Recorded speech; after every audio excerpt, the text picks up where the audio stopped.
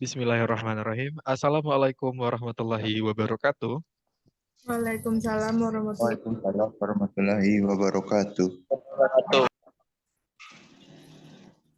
Baiklah, sebelumnya terima kasih kepada teman-teman sekalian yang telah memberikan kami kesempatan untuk menampilkan makalah kami pada siang hari ini yang berjudul Pendidikan sebagai Suatu Sistem pada mata kuliah Dasar-Dasar Ilmu Pendidikan yang disusun oleh kelompok 2 dengan saya Muhammad Ardi Fajar selaku moderator.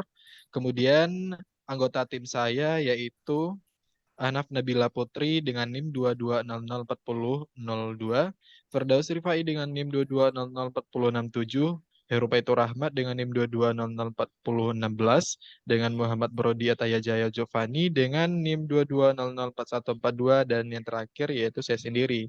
Kemudian untuk selanjutnya pada pembagian materi kelompok kami ini dibagi dalam berdasarkan jumlah anggota kelompok kami. Untuk penyampaian materi pertama akan disampaikan oleh Ahnaf Nabila Putri. Disilakan. Baiklah, terima kasih kepada moderator yang telah memberikan waktu kepada saya untuk menjelaskan terkait materi yang pertama, yaitu pendidikan sebagai suatu sistem. Secara etimologis, pendidikan berasal dari bahasa Latinnya, yaitu education, dengan artian kata yaitu sebuah proses perkembangan dari dalam keluar, kemudian kata duko, yang dengan artian yang sedang berkembang. Dapat disimpulkan di sini bahwa pendidikan adalah proses perkembangan seorang individu menuju pendewasaannya. Hal ini juga berarti bahwa pendidikan tidak akan berhenti dan akan terus berkembang atau tidak ada habisnya. Pendidikan juga merupakan suatu usaha untuk mencapai suatu tujuan pendidikan. Usaha tersebut mencakup 3 unsur pokok, antara lain masukan, unsur proses, usaha itu sendiri, dan unsur hasil usaha. Meskipun proses usaha, keluaran atau hasil Departemen Pendidikan dan Kebudayaan menjelaskan pendidikan adalah suatu sistem yang memiliki unsur-unsur tujuan sasaran pendidikan, peserta didik, pengelolaan pendidikan, struktur atau jenjang, kurikulum, dan fasilitas, sehingga setiap sistem ini saling mempengaruhi satu sama lain.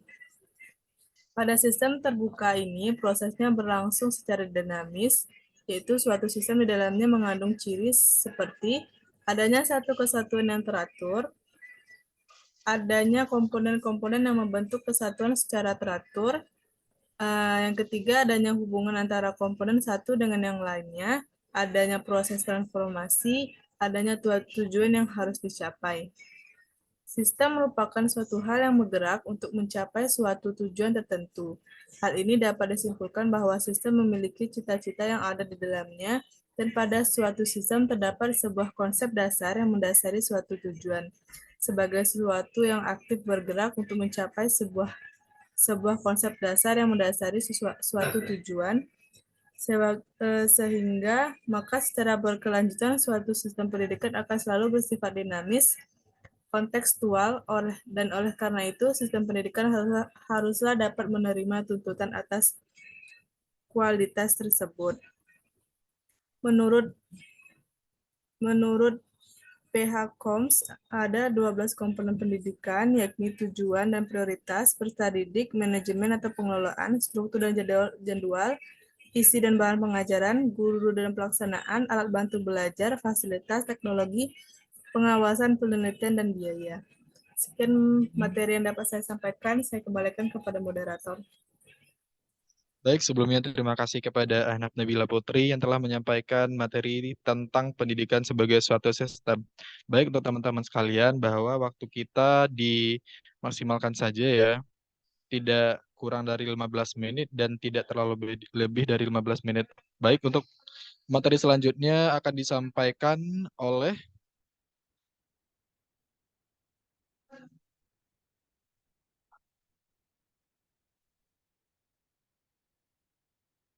pengertian pendidikan serta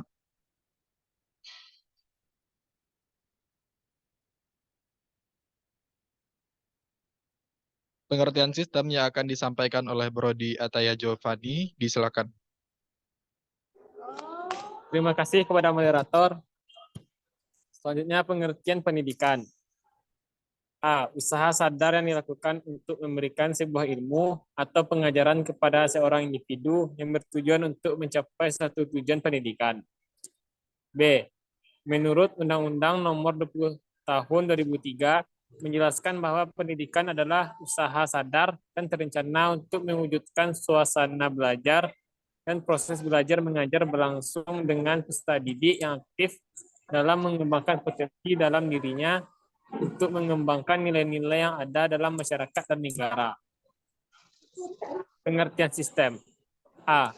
Sistem diambil dari istilah Yunani yang berarti keseluruhan yang terdiri atas bagian-bagian yang terorganisasi atau suatu konstruksi bagian-bagian yang membentuk suatu keseluruhan yang kompleks. B. Sistem juga dapat diartikan sebagai kumpulan unsur-unsur dan komponen-komponen yang ada yang saling bekerja sama untuk mencapai suatu tujuan. C. Sistem menurut seorang ahli, contohnya yang telah diungkapkan oleh Zahara Idris 1987, mengungkapkan bahwa sistem merupakan satu kesatuan yang terdiri atas elemen-elemen atau komponen-komponen atau unsur-unsur yang mempunyai hubungan fungsional yang teratur dan tidak secara acak. Baiklah, sekian dari saya kembalikan kepada moderator. Baik, terima kasih kepada Muhammad Brodi Ataya Jovani yang telah menyampaikan materi tentang pengertian pendidikan dan pengertian sistem. Untuk materi selanjutnya yaitu tentang ciri-ciri sistem dan macam-macam sistem yang akan disampaikan oleh Firdaus Rifai. Disilakan. Terima kasih kepada moderator. Selanjutnya, ciri-ciri sistem. 1. Tujuan. Suatu sistem tentunya memiliki tujuan yang harus dicapai. Contohnya, suatu lembaga pendidikan memiliki tujuan untuk memberikan pelayanan pendidikan kepada yang membutuhkannya. 2. Komponen-komponen. Dalam suatu sistem terdapat komponen-komponen yang menyusun atau bagian-bagian yang melaksanakan fungsinya masing-masing. 3. Interaksi atau saling berhubungan. Seluruh komponen dalam suatu sistem saling bekerja sama atau berinteraksi dan saling berhubungan satu sama lain untuk mencapai tujuan suatu sistem. 4. Proses transformasi. Suatu sistem mempunyai tugas untuk mencapai suatu maksud atau tujuan tertentu. Oleh karena itu, diperlukan suatu proses untuk mengubah suatu input menjadi output.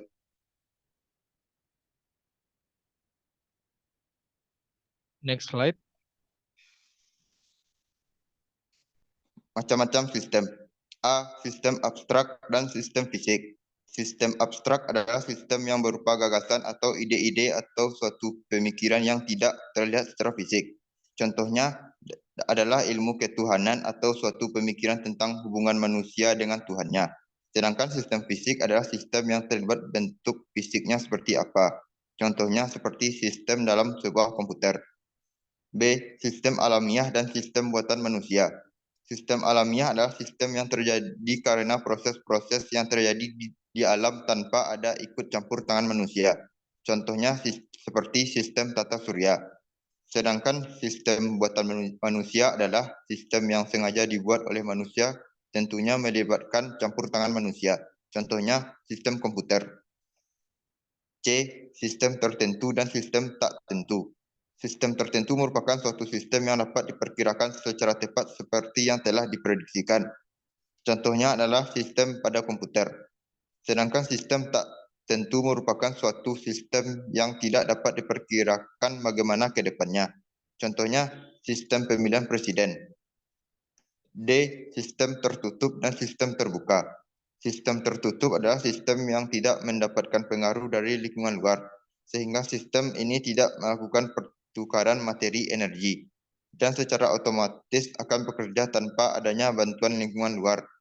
Sedangkan sistem terbuka adalah sistem yang berhubungan dan mendapatkan suatu pengaruh dari lingkungan luarnya untuk mengubah input menjadi output. Sekian materi dari saya. Baik, terima kasih kepada Firdaus Rifai yang telah membacakan materi tentang ciri-ciri sistem dan macam-macam sistem. Selanjutnya untuk penjelasan mengenai materi selanjutnya yang akan disampaikan oleh anggota kelompok kami yang terakhir yaitu Heru Paitu Rahmat. Kepada Heru, disilakan. Baik, terima kasih kepada moderator yang telah mengizinkan saya untuk menjelaskan materi selanjutnya. Materi selanjutnya yaitu penjelasan.